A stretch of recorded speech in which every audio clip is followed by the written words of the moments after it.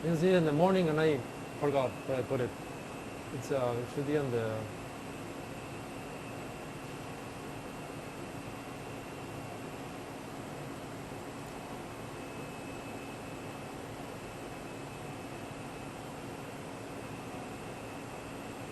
Let me find it a little bit. I think I did it on the other one.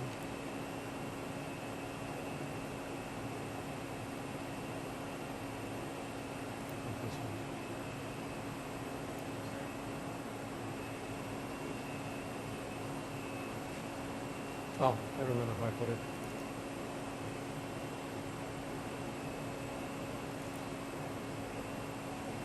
Okay, I made a little program that does a small mapping.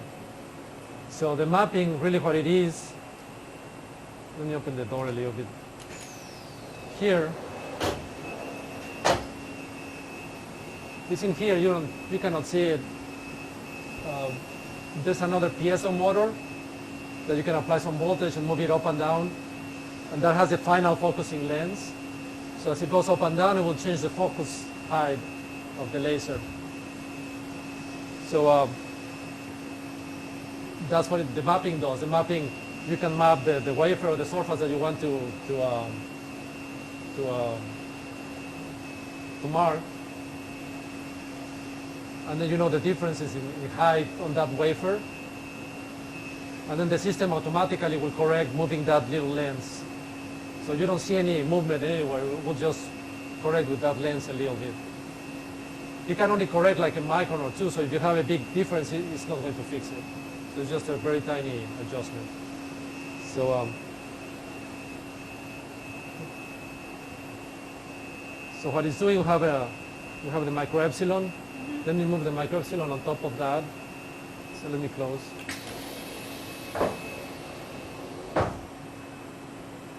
So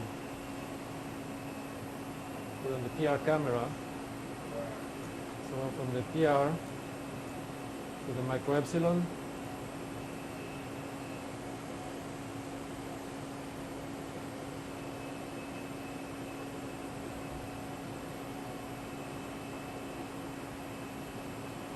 Okay, so now we're reading with the micro epsilon. So I think I have it now. So this program, what it does, it enables zeros the micro epsilon, so the current position is going to be 0. Then starts recording, records everything to a file that is later uploaded to the server. And you don't need to do anything with that file. It's just automatic, goes up there, and it's running on the background a process that adjusts the lens. So let's just map a line, just to do something simple right now. So this program is going to zero the micro epsilon with that M2101 code. It's going to start recording. You will see it here.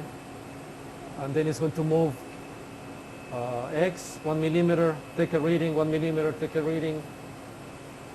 And it's going to save those locations and heights in the file later and that is running on the background to correct the lens. So if I run it, let's download first, and I can run it. I think I have enough on the side. So if I run it, so it zeroes the micro epsilon, and it's recording, so it's moving, and it finished. So it created a file that is on the server that has that information. So when you move that, we need to zero the micro epsilon so we get right now we're in focus. So that's why we zero, so that's 0 when it moves up or down. We have the delta from that location. And then we can correct with the lens. Mm-hmm. So that's all. Depending on your wafer that you're going to process, you have to change the program so it maps. You can make like rows and columns like a matrix and go there and map the entire wafer that you're going to process. And then that's it. You do that once, and then you can process that wafer. So it will be automatically remembering the system when they are patterning? Yeah, we'll keep the last mapping that you did. You will use that until you load something else. So you